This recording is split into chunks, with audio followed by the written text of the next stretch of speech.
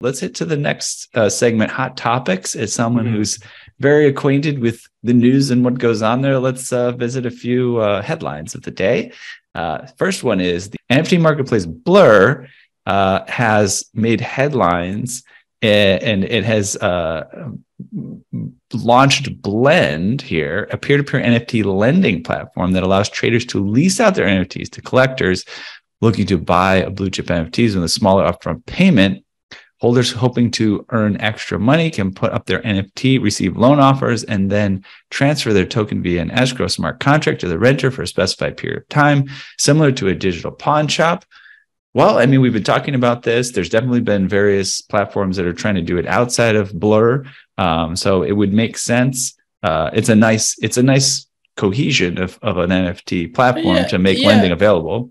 Yeah, it's a little bit different though, guys, than what else is happening outside the industry, and I think it's a little bit more extreme, if you will, for one of the top marketplaces to do it. Right, basically, if you're if you're on the recipient side of that, you could partially buy a punk or an ape that you couldn't otherwise afford, but you don't actually own it and you don't get the airdrops from it.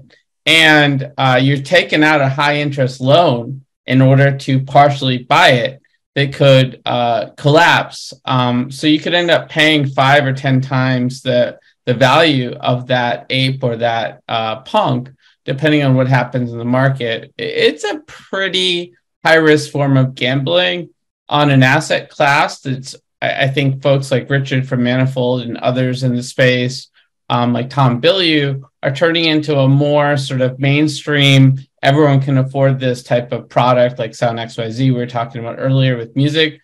So I'm just going to vote not a good idea for our industry, not the right time, not the right place to do something like this.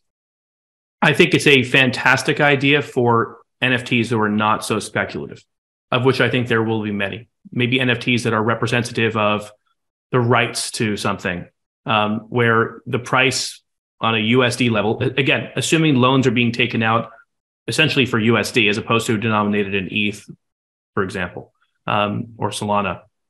That is a really good opportunity. If you happen to have something that's valuable, consistently valuable, you should, I think, be able, provided the tech is there, provided the regulation is there, to be able to go and get something for it. But of course, to your point, Josh, it doesn't work if the collateral collapses in value overnight. Yeah, I think consistently valuable is the key, and I just don't know if we're there. I mean, we've seen even the price dynamics of the most sought after digital collectibles right now fluctuate dramatically day to day, week to week, month to month. And so layering this level of risk on top of that, relatively volatile economy, it just feels ill-timed right now. You might be right. I also don't think it's a very good business proposition to take your watch, bring it to a pawn shop, and take out cash. They're called pawn shops for a reason. There's also a reason why they've got terribly bad reputations. It's not very good investment advice to recommend that someone do that and then use that money to do X, Y, and Z. Odds are they're going to lose, and it's why pawn shops make their money. Yes. Yeah. Power tools, I think, from a pawn shop, from the buyer's perspective, I've always seen some interesting deals there, but I've never actually snatched one up. Yeah, I don't know. All right. Maybe estate sales is just a better option for things like this. All right. Next headline. The Sui, SUI NFT scene already has early buzz. Will it last? The Sui blockchain's mainnet launch was on Wednesday of the article writing, and an active NFT community is taking root. The marketplace is dropping projects that have sold out and collectively yielded hundreds of thousands of dollars worth of trades, albeit some early hitches. The Miston Labs developed Layer 1 blockchain has been billed a Solana killer by some, but Solana boasts one of the liveliest NFT markets around, second only to Ethereum.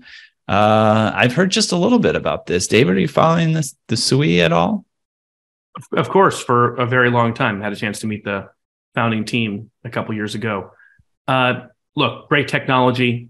I think they've done a really great launch so far. We've got to applaud them for it. People are working very hard to build out a brand new ecosystem. It's tough to do when you have so many extraordinary competitors on the market today. There's a lot of great layer ones out there that have enormous ecosystems that have invested millions and millions of dollars in building out developer toolkits and experiences for people all over the world to make use of their tech.